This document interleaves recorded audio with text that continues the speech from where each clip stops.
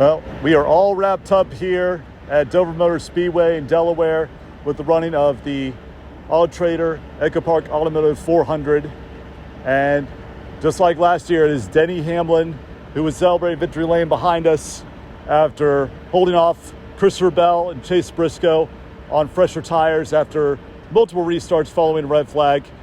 Andrew Stoddard and Trenton Worsham here with Frontstretch.com. And Trenton, you got a chance to talk to some of the top finishers behind Hamlin.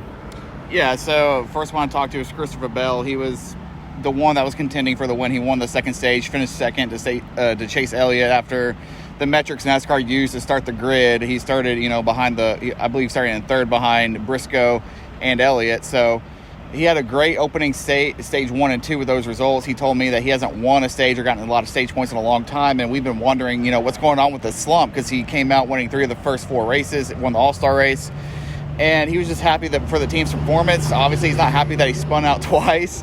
But he's happy with the team, the effort and performance to get back up there. And they did come away with a lot of stage points. And so Christopher Bell, the car was on edge. I asked him about that. How on edge was it? He's like, I hope it showed, because these cars aren't locked down. They're not easy to drive. They are on the edge, and he was just testing the grip of it, especially on the second spin, which it all happened in stage 3, believe it or not. First lap of stage 3 was the first spin, and then he spins later on, after we go green again and stay in the third stage with 14 laps to go after the rain delay. So, and then Chase Briscoe finishes second. He didn't want to wreck his teammate Denny Hamlin. I asked him about that. He said he would have been a little bit more aggressive if it was someone else. But Chase Briscoe, the number 19, we all know Monday Martin. He's had some good results here. I asked James Small about that with the 19 success. He said, he's very happy to have, some good drivers in that car at this place. It's special to them. So James Small was happy. He was all smiles. And yeah, so good job for JGR. Denny Hamlin won. He was thankful that, it was a tough position when you were racing a teammate, but he's happy, that, Briscoe did it clean. He didn't, try to rough him up. And, the worst thing you can have is clean out your teammate. So congrats to Denny. He called a shot last year, won, and he won here today.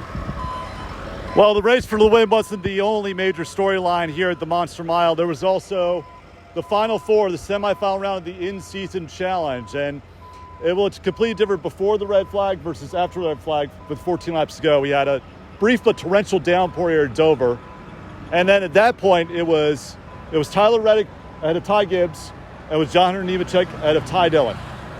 But then first caution, first restart after, the track was dry and they got back going. Quick caution. Ty Gibbs got around Tyler Reddick. Reddick was kind of held up, had some issues on the short run. Got it kind of held up, but gets behind some guys with some older tires. That's what he told me afterwards. And then Ty Dillon was able to get around John Hunter Nemechek. And then on the eighth and final restart, or final caution, I should say, the eighth and final caution, Ty Dillon actually got the free pass, and that just kind of more or less sealed John Hunter Nemechek's fate. And then Ty Gibbs got all the way up to 5th, whereas Tyler Reddick slid all the way down to 12th. So it's going to be a tie versus tie showdown. The slipper still fits for the Cinderella 32nd seed, Ty Dillon, the number 10 college racing team. Ty Dillon expressing a lot of gratitude. Thinks, college racing really deserves this. The sponsors deserve this. And like you said throughout the run, who's next? Yeah, who do you have your money on if you're betting? Shout out to Wyatt, our betting guy. You hitting the hot hand with Ty Dillon, who's going to take home the million? You want to say Gibbs and the Joe Gibbs Racing Equipment at Indianapolis, but I mean, man, every time you count Ty Dillon out, he shows back up. He gets the results. He beat John Hunter straight up today. No fluke. He got his lap back, and so it's going to be interesting going into Indianapolis next week to see which one of these two ties comes out with $1 million richer. Yeah, Ty Gibbs only one start on the oval configuration of Indianapolis, 23rd last year. Ty Dillon in 5 Cup Series starts, 13th in 2019, but he has kissed the bricks in the Xfinity Series way back in 2014, so don't forget that.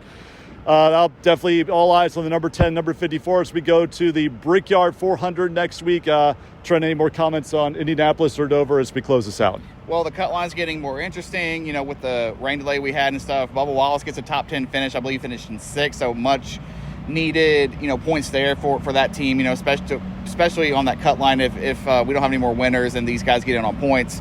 Ryan Preece, I don't remember off rip where he finished, but, it was further back, definitely wasn't a top 10, and so he can't be happy with that. So Bubba Wallace comes strong, gets, makes this case, for that cut line spot just on points if we don't have any more winners going into next week and before we get to Daytona. So, well, that'll do it from Dover Motor Speedway again. For my partner Trenton Worsham, Andrew Stoddard, we are signing off from the first state where Denny Hamlin is once again your winner.